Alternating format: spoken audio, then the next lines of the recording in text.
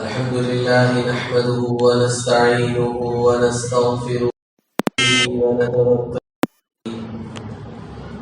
ونعوذ بالله من شرور أنفسنا ومن سيئات أعمالنا من يهده الله فلا مضل له ومن يضلله فلا هادي له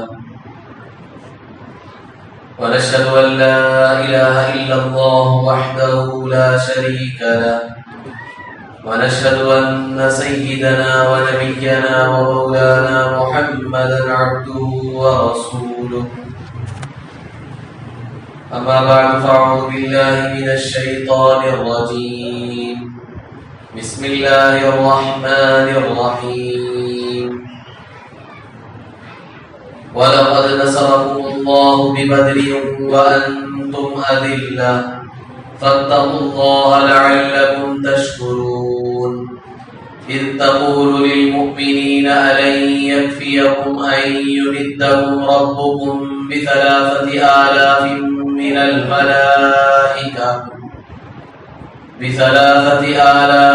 من الملائكة منزلين بلى إن تصبروا وتتقوا ويأتوكم من فورهم هذا يمددكم ربكم ب5,000 من الملائكة مصومين وما جعله الله إلا بشرى لكم ولتطمئن قلوبكم به وما النصر إلا من عند الله العزيز الحكيم ليقطع طرفا من الذين كفروا أو يكبتهم فينقلبوا خائبين ليس لك من الأمر شيء أو يتوب عليهم أو يعذبهم فإنهم ظالمون ولله ما في السماوات وما في الأرض يغفر لمن يشاء ويعذب من يشاء والله غفور رحيم صدق اللہ العظیم۔ آج سورہ آل عمران کی آیت نمبر 123 تا 129 کی تفسیر ہوگی انشاءاللہ۔ ان آیتوں کا ترجمہ یہ ہے، اللہ تعالیٰ ارشاد فرماتے ہیں تحقیق کہ اللہ تبارک و تعالیٰ نے تم لوگوں کی بدر میں مدد فرمائی جبکہ تم کمزور تھے، لہذا اللہ تبارک و تعالیٰ سے ڈرتے رہو تاکہ تم شکر گزار بن جاؤ۔ یاد کرو اس وقت کو جس وقت اے نبی جی آپ مسلمانوں سے کہہ رہے تھے کیا تمہارے لیے کافی نہیں ہے یہ بات کہ تمہارا رب تمہاری مدد کرے 3,000 فرشتوں کے ذریعے جو اتارے جائیں گے؟ کیوں نہیں اگر تم صبر کرو گے اور تقوی اختیار کرو گے اور وہ تمہارے اوپر ایک بار ہی حملہ کر دے تو تمہارا رب تمہاری مدد کرے گا 5,000 فرشتوں کے ذریعے جو نشان زدہ ہوں گے۔ اور اللہ تبارک و تعالیٰ نے یہ مدد تمہاری صرف اس وجہ سے کی تاکہ تمہیں خوشخبری دے اور تمہارے دلوں کو اس کے ذریعے سے سکون پہنچائے۔ اور مدد صرف اور صرف اللہ تبارک و تعالیٰ ہی کی طرف سے ہوتی ہے جو غالب ہے، حکمت والا ہے، تاکہ کافروں کے ایک حصے کو ہلاک کر دے یا ان کو ذلیل کر دے پھر وہ نامراد ہو کر لوٹے۔ اے نبی جی آپ کے لیے اس معاملے میں کوئی اختیار نہیں ہے یہاں تک کہ اللہ تبارک و تعالیٰ ان کی توبہ قبول کرے یا ان کو عذاب دے، اس لیے کہ وہ لوگ ظالم ہیں۔ اور اللہ ہی کے لیے ہے جو کچھ آسمانوں میں ہے اور جو کچھ زمینوں میں ہے، وہ جسے چاہے بخش دے اور جسے چاہے عذاب دے۔ اللہ تبارک و تعالیٰ بخشنے والے ہیں، رحم کرنے والے ہیں۔ بزرگان محترم، معزز خواتین اسلام، اس سے پہلے والی آیتوں میں غزوہ احد کا ذکر تھا جو گزشتہ ہفتہ ہمارے سامنے تفصیل سے آیا۔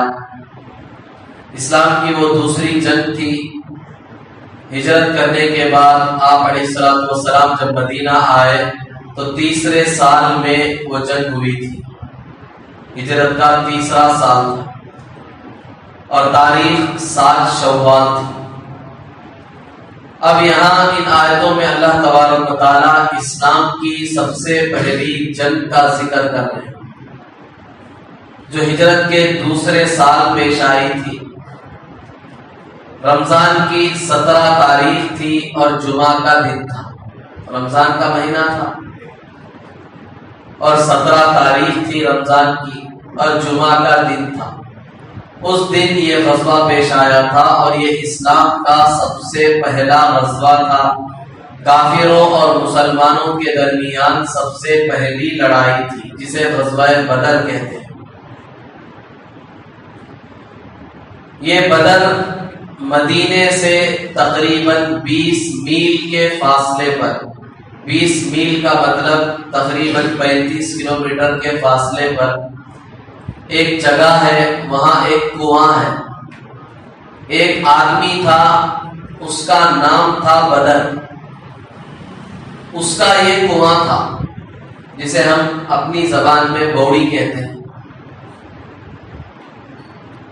تو اصل میں اس آدمی کا نام بدر تھا، چونکہ اس کا یہ کنواں تھا تو کنویں کا نام بھی بدر پڑ گیا اور یہ لڑائی اسی کنویں کے پاس میدان میں ہوئی، تو اسی لیے اس جنگ کا نام بھی جنگ بدر، غزوہ بدر سے مشہور ہو گئے۔ اب یہ اسلام کا جو سب سے پہلا غزوہ اور لڑائی ہوئی ہے وہ اس طرح پیش آئی کہ مکے والوں نے جب یہ دیکھا کہ مسلمان مدینہ پہنچ کر بڑی سہولت کے ساتھ، اطمینان کے ساتھ زندگی گزار رہے ہیں اور اسلام بھی پھل پھول رہا ہے، اسلام چاروں طرف پھیل رہا ہے، لوگ اسلام میں داخل ہو رہے ہیں اور مسلمانوں کو اطمینان اور سکون مل چکا۔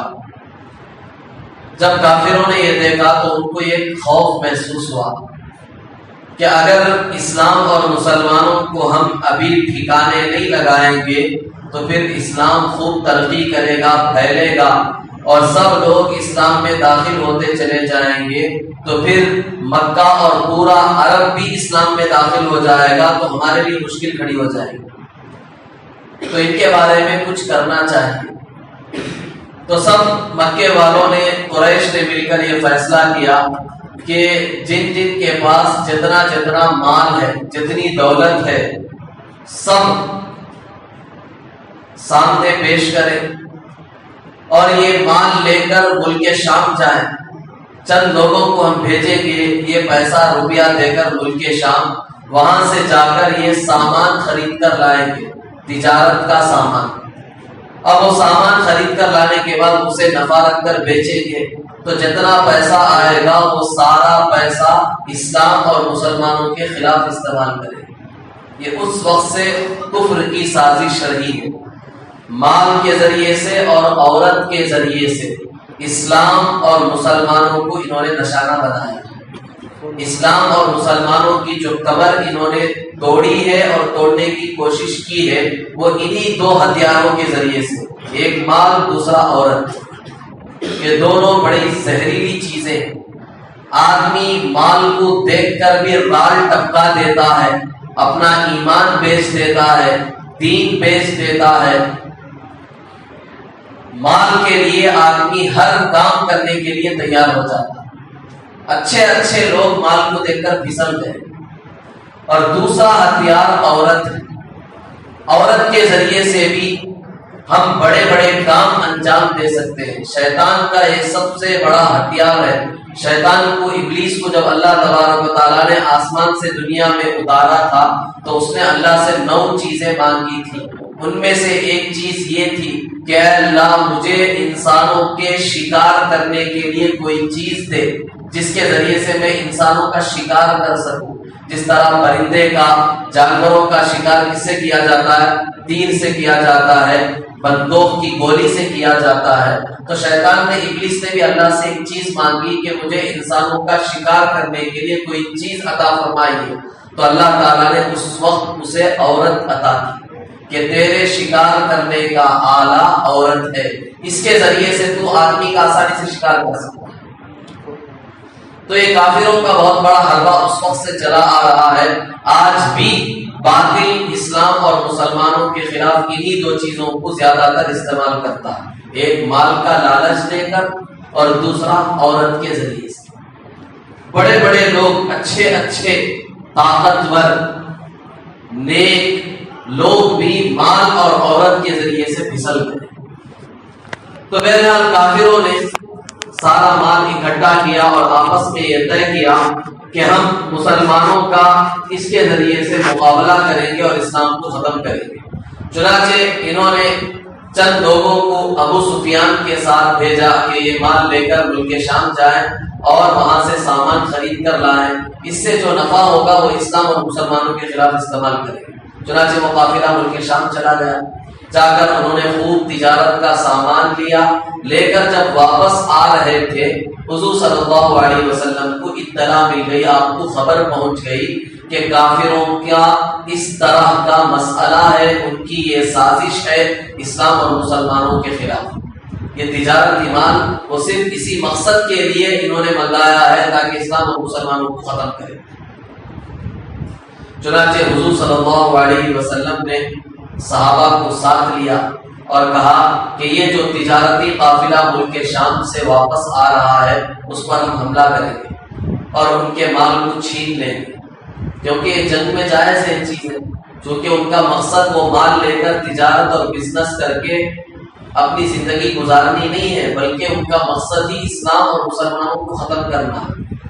تو اس لیے یہ جنگ میں یہ چیز جائز ہے کہ ان پر حملہ کر کے ان کے مال پر قبضہ کیا جائے۔ چنانچہ حضور صلی اللہ علیہ وسلم صحابہ کو لے کر نکلے، 313 صحابہ۔ اب چونکہ باقاعدہ کافروں سے لڑائی کرنی نہیں تھی، وہ تو ایک تجارتی قافلہ تھا، چند افراد تھے جو سامان لے کر آئے تھے، اب ان سے مقابلہ کرنے کے لیے پوری تیاری کی کوئی ضرورت نہیں تھی، تو اس لیے حضور صلی اللہ علیہ وسلم 313 صحابہ کو لے کر نکلے۔ اس وقت صحابہ کے پاس صرف 2 گھوڑے تھے، 70 اونٹ تھے، 8 تلواریں تھیں اور 6 زرے تھی۔ زرے کہتے ہیں جنگی لباس، جو لوہے کا لباس ہوتا ہے، جنگ کے میدان میں پہنا جاتا ہے تلوار کے وار سے بچنے کے لیے۔ آج بھی میوزیموں میں آپ لوگوں نے دیکھا ہوگا جنگی لباس، لوہے کا لباس، وہ میوزیموں میں شوکیس میں رکھا ہوا ہوتا ہے، ٹیپو سلطان کے زمانے کے اور اس سے پہلے کے بادشاہوں کے وہ لباس اور لوہے کی ٹوپی وغیرہ رکھی ہوئی ہوتی ہے، اسے کہتے ہیں زرہ۔ تو یہ صحابہ کے پاس صرف 6 تھے، لوگ تھے 313 اور لباس صرف 6، گھوڑے 2 اور تلواریں 8، اونٹ 70۔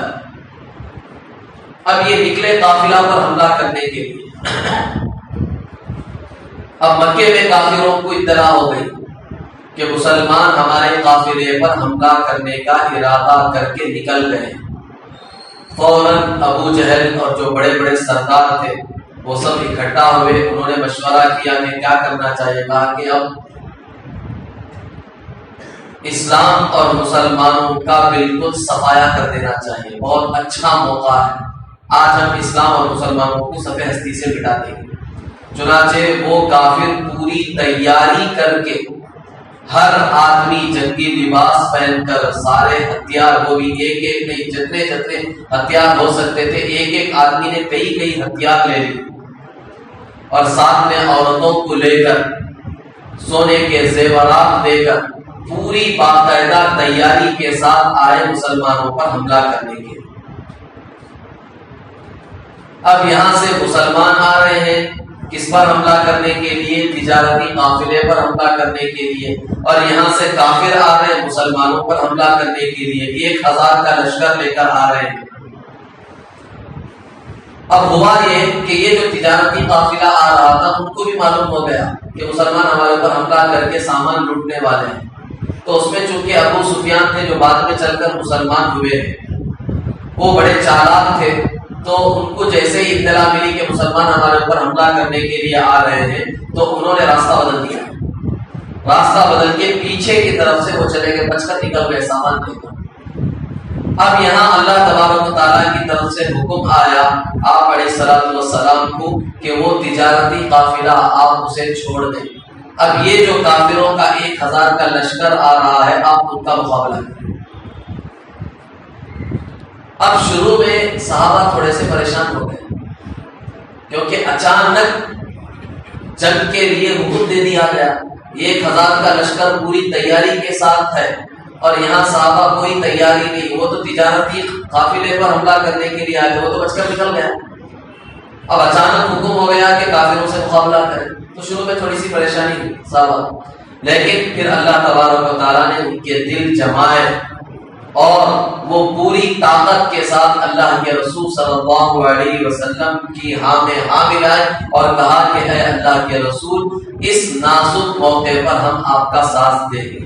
لسنا کقوم موسیٰ, اے اللہ کے نبی ہم موسیٰ کی قوم کی طرح نہیں ہیں, ہم آپ کا ساتھ نہیں چھوڑیں گے. ایسے نازک وقت میں ہم آپ کا ساتھ دیں گے. موسیٰ علیہ السلام کی قوم نے تو عین وقت میں ہاتھ اٹھا دیے تھے. صاف انہوں نے کہا تھا موسیٰ علیہ السلام کی قوم نے کیا کہا تھا, اے موسیٰ آپ اور آپ کا رب جا کر قوم عمالقہ سے مقابلہ کریں, ہم ان سے مقابلہ نہیں کریں گے, وہ بڑی طاقتور قوم ہے. اذهب انت وربك فقاتلا انا هاهنا قاعدون, آپ اور آپ کا رب جا کر ان سے مقابلہ کریں, ہم تو یہی بیٹھے رہیں گے, ہم نہیں آئیں گے مقابلہ کرنے کے لیے. یہ کہا تھا کس نے؟ بنی اسرائیل نے موسیٰ علیہ السلام سے.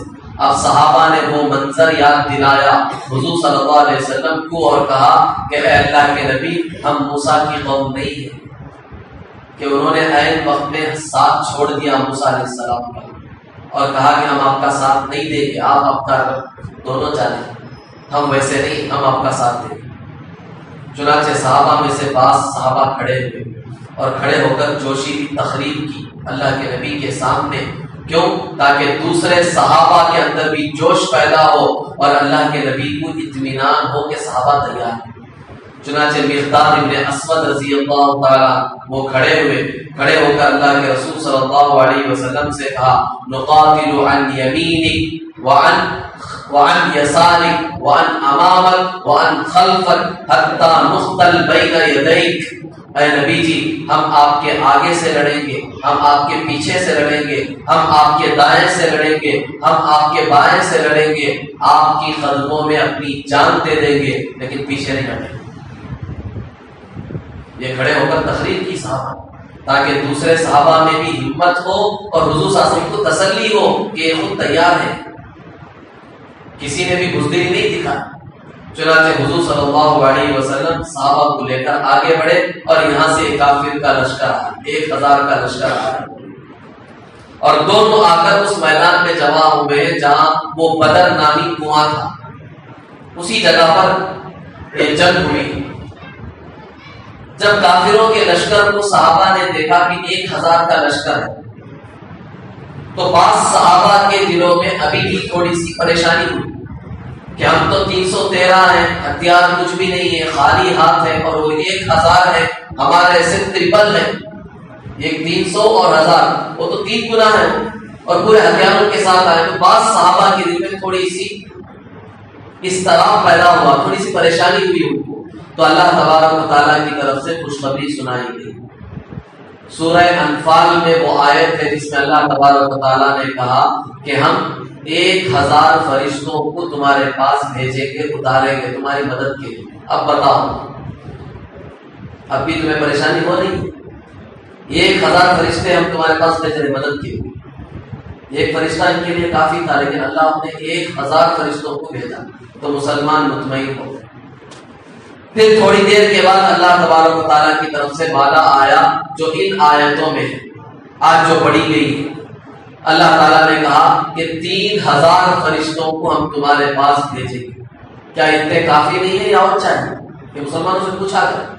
اللہ کے رسول صلی اللہ علیہ وسلم نے مسلمانوں سے پوچھا اَلَن يَكْفِيَكُمْ أَن يُمِدَّكُمْ رَبُّكُمْ بِثَلَاثَةِ آلَافٍ مِّنَ الْمَلَائِكَةِ مُنزَلِينَ. اے مسلمانوں کیا تمہارے لیے یہ کافی نہیں ہے کہ تمہارا رب تمہاری مدد کرے 3000 فرشتوں کے ذریعے جو اللہ آسمان سے اتارے؟ بتاؤ کافی ہے نہیں؟ اس کے بعد پھر آگے اور ایک بشارت سنائی گئی مسلمانوں کو کہ سنو، اگر دو چیزیں پائی جائیں گی دو شرطوں کے ساتھ، یعنی اگر تم صبر کرو گے، تقوی اختیار کرو گے، اور کافر اچانک ایک بار کی سب مل کر تمہارے اوپر حملہ کر دیں گے تو ہم 5000 فرشتوں کو بھیجیں گے۔ یہ اور تسلی دی مسلمانوں کو۔ پہلے تو 1000 کا وعدہ، اس کے بعد کہا کہ 3000 بھیجیں گے، پھر اس کے بعد کہا دو شرطوں کے ساتھ کہ اگر تم صبر اور تقوی اختیار کرو گے اور کافر اچانک پورے اکٹھے ہو کر ایک دم تمہارے اوپر حملہ کر دیں گے تو پریشان مت ہونا، ہم 5000 کو اتاریں گے، اور وہ بھی نشان زدہ۔ ان کا خاص لباس ہوگا، خاص وردی ہوگی، جس طرح ملٹری کا لباس ہوتا ہے، ہر ملک کی ملٹری کا الگ الگ لباس ہوتا ہے، تو یہ فرشتے جو آئے تھے ان کا لباس بھی الگ تھا۔ ان کے امامے بعض روایتوں میں آتا ہے سفید رنگ کے تھے، بعض روایتوں میں آتا ہے سبز گرین رنگ کے تھے، بعض روایتوں میں آتا ہے کہ پیلے یلو کلر کے تھے امامے، اور دونوں شملے اس طرح چھوڑے ہوئے تھے۔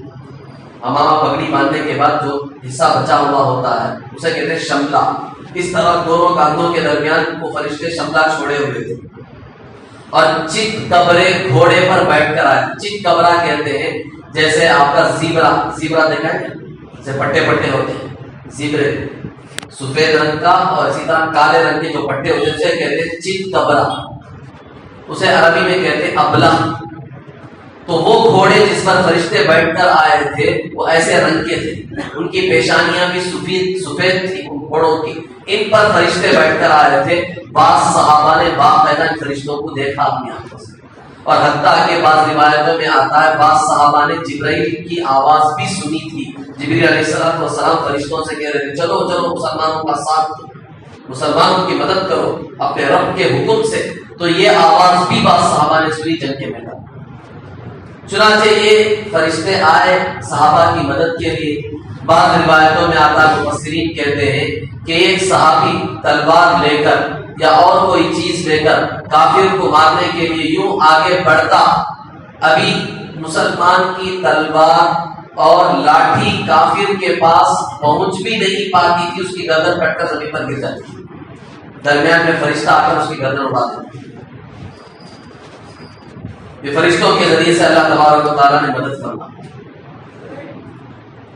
اس غزوے میں، اس جنگ میں 70 بڑے بڑے سردار کافروں کے مارے گئے، کیونکہ وہ پوری تیاری کے ساتھ آئے تھے۔ جتنے سردار تھے سب کے سب آ گئے تھے کافروں، بڑے بڑے جو سردار تھے، اسی میں ابو جہل بھی مارا گیا۔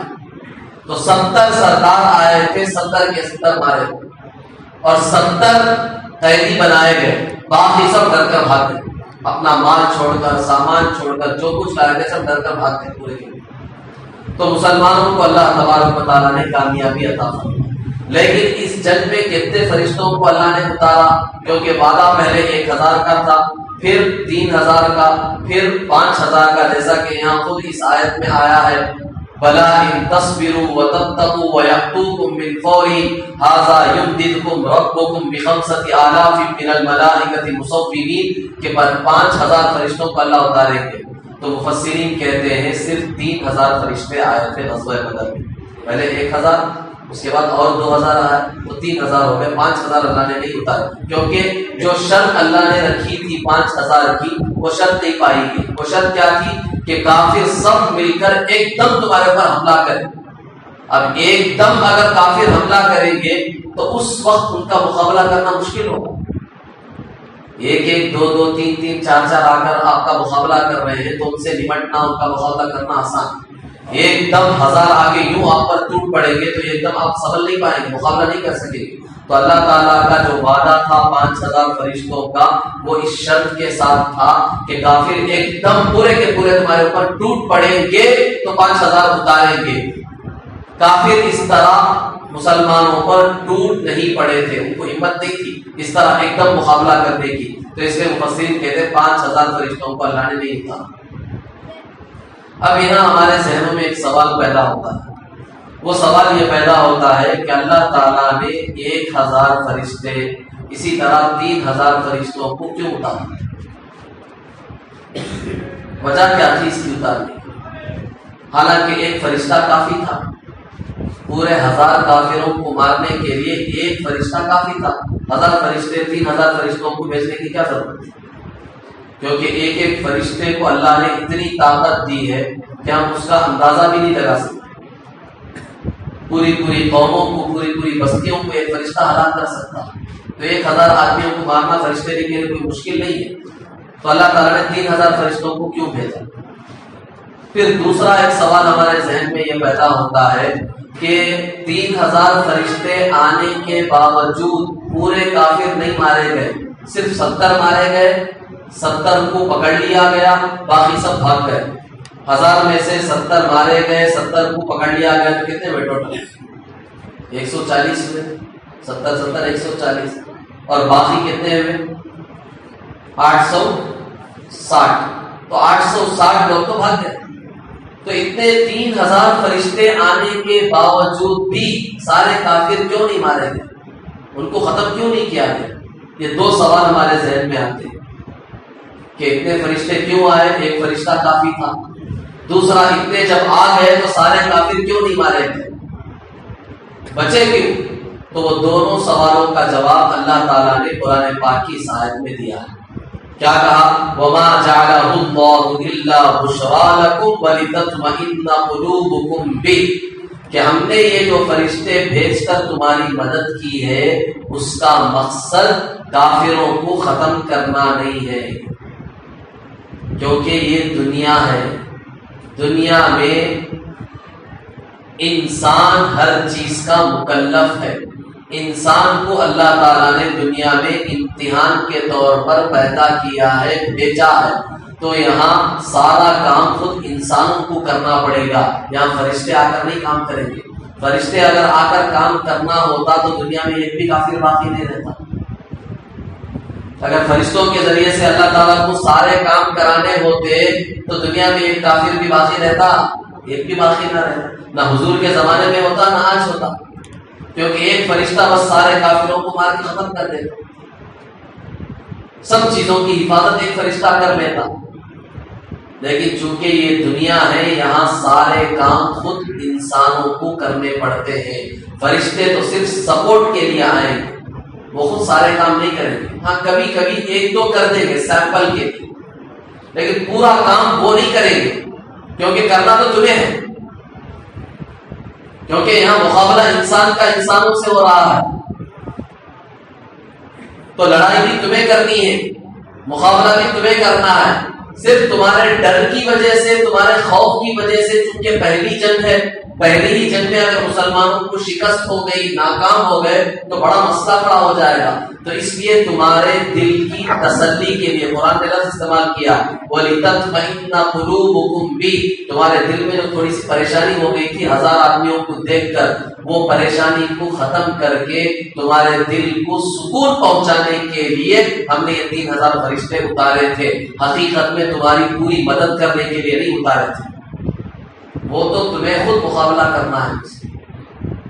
اور دوسرا بشرا لکم، تمہیں خوشخبری دینے کی کہ خوش ہو جاؤ، فرشتے ہم نے اتارے ہیں تو کامیابی تمہیں ضرور ملے، یہ خوشخبری ہے، فرشتے ہم نے بھیجے ہیں، تو یہ کس بات کی علامت ہے؟ اس بات کی علامت ہے کہ تم کامیاب ہو، تم ناکام نہیں، لہذا ہمت کے ساتھ ان کا مقابلہ کرو۔ چنانچہ صحابہ نے اسی بے سر و سامانی کی حالت میں بغیر ہتھیاروں کے تھوڑی تعداد کے باوجود بھی اللہ کی ذات پر 100% بھروسہ کر کے کافروں کا مقابلہ کیا تو مسلمانوں کو کامیابی ملی، فتح ملی۔ اسی وجہ سے قرآن پاک میں بھی اس غزوہ بدر کو یوم الفرقان سے یاد کیا گیا۔ قرآن میں اس جنگ کا ایک نام کیا بیان کیا گیا؟ غزوہ بدر بھی نام آیا، جیسے کہ یہاں خود آیا وَلَقَدْ نَصَرَكُمُ اللَّهُ بِبَدْرٍ، آج کی اس آیت میں خود اس کا نام کیا آیا ہے؟ بدر، غزوہ بدر۔ اور ایک جگہ یوم الفرقان کہا گیا کہ یہ فرق کرنے والا دن تھا کہ اسلام یہ ہے، کفر یہ ہے، اسلام کو کامیابی ملی ہے، کفر آج ناکام ہوا ہے، نامراد ہو کر یہاں سے لوٹا، کہ آج کے دن فیصلہ ہو گیا کہ اسلام حق ہے اور کفر باطل ہے۔ اسلام پروان چڑھنے والا ہے اور کفر مٹنے کے لیے آیا ہے۔ تو اسی لیے قرآن پاک میں غزوہ بدر کو یوم الفرقان سے بھی یاد کیا۔ بہرحال اللہ تبارک و تعالیٰ نے کہا کہ ہم نے اس جنگ میں خاص طور پر جو فرشتوں کو بھیجا اس کی ایک وجہ تمہیں خوشخبری سنانے کے لیے کہ تمہیں آج اس جنگ میں کامیابی ملے گی، اور دوسرا تمہارے دلوں میں جو ڈر تھوڑا سا پیدا ہو گیا تھا بعض صحابہ کے دلوں میں، اس ڈر کو دور کر کے تمہارے دلوں کو سکون پہنچانے کے لیے، اطمینان پہنچانے کے لیے ہم نے فرشتوں کو بھیجا۔ پھر اس کے ساتھ ساتھ آگے اور ایک وجہ بیان کی، لِيَقْطَعَ طَرَفًا مِنَ الَّذِينَ كَفَرُوا أَوْ يَكْبِتَهُمْ فَيَنْقَلِبُوا خَائِبِينَ، تاکہ کافروں کا ایک حصہ ہلاک ہو جائے اور ایک حصہ ذلیل ہو جائے اور باقی سب نامراد ہو کر بھاگے واپس لوٹے۔ چنانچہ ایسے ہی ہوا، 70 مارے گئے، 70 گرفتار کیے گئے اور باقی سب کے سب نامراد ہو کر ناکام ہو کر واپس لوٹے۔ اب وہ جو قیدی بنائے گئے، پھر ان کے بارے میں آپ علیہ الصلوۃ والسلام نے مشورہ کیا صحابہ سے کہ ان کا کیا کیا جائے، ان کو ایسے ہی چھوڑ دیا جائے یا کچھ مال لے کر ان کو چھوڑ دیا جائے یا ان کو قتل کر دیا جائے، مار دیا جائے۔ تو بعض صحابہ کی رائے اس میں یہ تھی کہ ان سے مال لے کر ان کو چھوڑ دیا جائے۔ حضور صلی اللہ علیہ وسلم بھی اس پر تیار ہو گئے، لیکن حضرت عمر رضی اللہ تعالیٰ عنہ کو یہ رائے پسند نہیں آئی۔ عمر رضی اللہ تعالیٰ عنہ کی رائے تھی یہ کفر ہے، اسے ہر حال میں مٹنا ہے، ان کو پیسے دے کر مال دے کر چھوڑنے کا کیا مطلب ہے، ان کے تو سر قلم کر دینے چاہیے، اسے تو مٹنا ہے کفر، کیونکہ یہ کفر اگر آج چھوڑ دیا جائے گا تو پھر یہ اسلام کے خلاف، مسلمانوں کے خلاف کھڑے ہیں۔ لیکن آپ علیہ الصلوۃ والسلام نے دوسرے صحابہ کی رائے کو پسند کیا اور ان کو مال لے کر آپ علیہ الصلوۃ والسلام نے چھوڑ دیا۔ تب آیتیں اتری، اس میں تھوڑی سی تنبیہ کی گئی، یہ بتایا گیا کہ یہ مسلمانوں کے لیے مناسب نہیں تھا۔ اللہ تعالیٰ کو بھی کس کی رائے پسند تھی؟ حضرت عمر فاروق رضی اللہ تعالیٰ عنہ کی رائے پسند تھی کہ کفر تھا، اس کا تو سر قلم کر دینا چاہیے۔ بہرحال واقعہ ختم ہوا۔ آگے کی آیت میں اللہ تبارک و تعالیٰ غزوہ احد، جو اس سے پہلے غزوہ گزرا تھا، اس میں ایک واقعہ پیش آیا تھا جو میں نے بتا دیا تھا گزشتہ آیتوں میں، گزشتہ ہفتہ، کہ آپ علیہ الصلوۃ والسلام غزوہ احد میں زخمی ہوئے، آپ کے دندان مبارک سیدھی طرف کا، یہ دیکھو اوپر کے 2 دانت اور نیچے کے 2 دانت، یہ نیچے کے جو 2 دانت تھے اس کا جو رائٹ سائڈ کا دانت ہے، یہ دانت آپ صلی اللہ علیہ وسلم کا شہید ہوا تھا، رباعی دانت۔ پھر آپ علیہ الصلوۃ والسلام کا جو خول تھا، ٹوپی پہنی تھی لوہے کی، وہ چہرے پر گھسا اور ایک گڑھے میں آپ علیہ الصلوۃ والسلام گرے تو آپ کو سخت چوٹ لگی، تھوڑی سی بے ہوشی کی کیفیت بھی آپ پر طاری ہو گئی، پورا چہرہ خون سے لہو لہان ہو گیا حضور صلی اللہ علیہ وسلم کا۔ تو آپ علیہ الصلوۃ والسلام کی زبان سے بددعائی کلمات نکل گئے کافروں کے کہ وہ قوم کیسے کامیاب ہو سکتی ہے جو اپنے نبی کے مقام کو نہیں پہچان رہی ہے، نبی کے مقابلے کے لیے آئی۔ تب اللہ تبارک و تعالیٰ نے یہ آیت نازل فرمائی، لَيْسَ لَكَ مِنَ الْأَمْرِ شَيْءٌ، اے نبی جی آپ کو یہ اختیار ہم نے نہیں دیا کہ آپ کسی کے لیے بد دعا کریں، ہم نے آپ کو یہ اختیار نہیں دیا، آپ تو لوگوں کی ہدایت کے لیے آئے، آپ ان کی رہبری کریں، آپ لوگوں کو بد دعا نہ دیں۔ کسی کو ہدایت دینا، کسی کو ہلاک کرنا یہ اللہ کے قبضے میں ہے، آپ کو ہم نے ایک ذمہ داری دی ہے، آپ صرف وہ کام کرتے رہیں۔ کسی کو ہدایت دینا، کسی کو ہلاک کرنا یہ اللہ کے قبضے میں ہے، وہ جو چاہے کرے۔ اسی کو اللہ نے آگے کہا او یتوب علیہم او یعذبہم، اللہ چاہے تو ان کو معاف کر دے یا اللہ ان کو سزا دے، وہ اللہ کے اختیار میں ہے، آپ ان کو بد دعا نہیں دے سکتے۔ آپ کا کام مقابلہ کرنا تھا، آپ مقابلہ کریں، آپ کو کامیابی ملے یا شکست ہو جائے، ہر حال میں آپ کو صبر کرنا ہے، کسی کو بد دعا نہیں دینا۔ کیوں؟ اس لیے کہ صرف آپ کے بد دعا دینے سے وہ ہلاک اور برباد ہو جائیں گے ایسا نہیں ہے، بلکہ جو کچھ ہوگا وہ اللہ کے چاہنے سے ہوگا۔ اللہ اگر ان کی توبہ قبول کرنا چاہے تو اللہ ان کی توبہ قبول کر کے ان کو اسلام کی دولت سے نواز دیں گے، جیسا کہ ابو سفیان غزوہ احد میں بھی تھے، غزوہ بدر میں بھی تھے، اور غزوہ احد میں خالد بن ولید رضی اللہ تعالیٰ عنہ وہ بھی کافر تھے. سب مسلمانوں کے اسلام کے خلاف آئے تھے، لیکن وہ ہلاک نہیں ہوئے، ختم نہیں ہوئے. اللہ تعالیٰ نے ان کی توبہ قبول فرمائی اور ان کو ہدایت دی اور اسلام میں وہ سب کے سب داخل ہوئے. تو یہاں ہلکی سی تنبیہ کی گئی ہے اور یہ بتایا گیا کہ اس طرح بدعا دینا یہ آپ کا کام نہیں ہے، آپ کو اختیار نہیں ہے. اللہ جسے چاہے ہدایت دے، جسے چاہے عذاب دے، یہ اختیار صرف اور صرف اللہ تبارک و تعالیٰ کو ہے.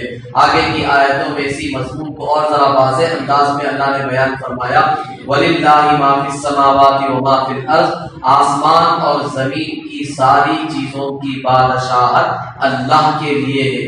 سب چیزوں پر اللہ کا کنٹرول ہے. اللہ جو چاہے کر سکتا ہے.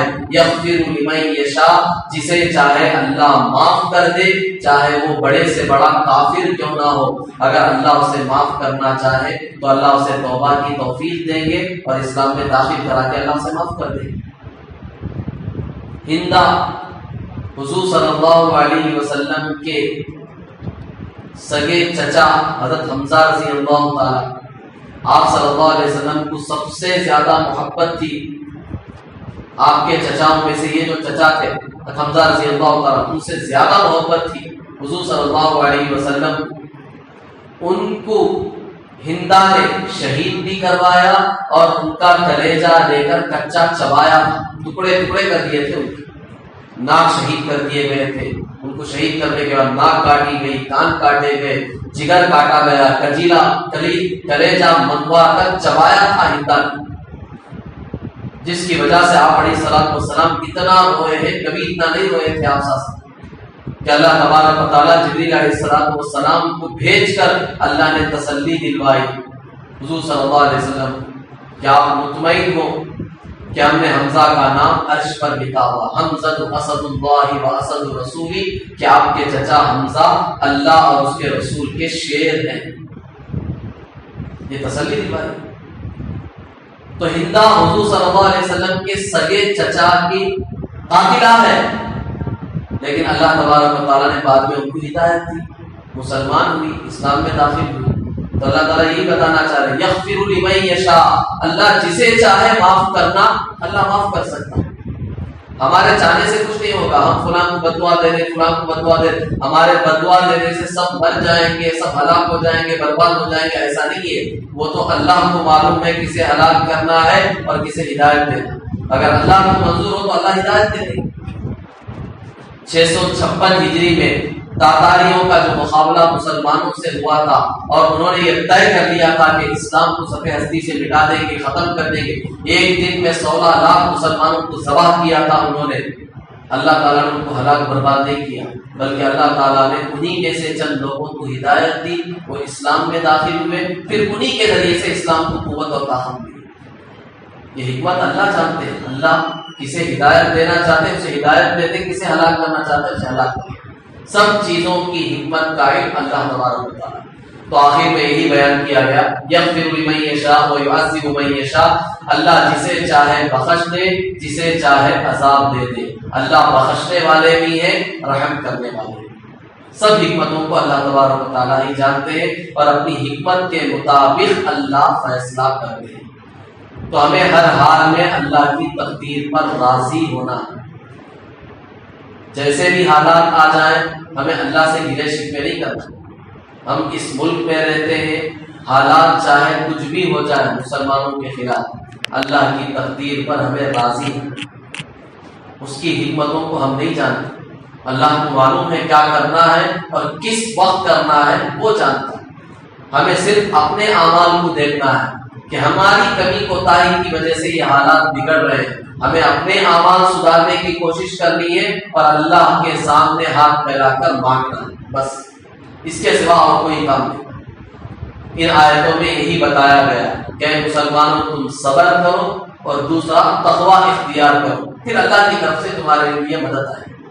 دعا فرمائیں کہ اللہ تبارک و تعالیٰ ہم سب کو کہنے سننے سے زیادہ عمل کی توفیق عطا فرمائے. آمین. وآخر دعوانا الحمدللہ رب العالمین.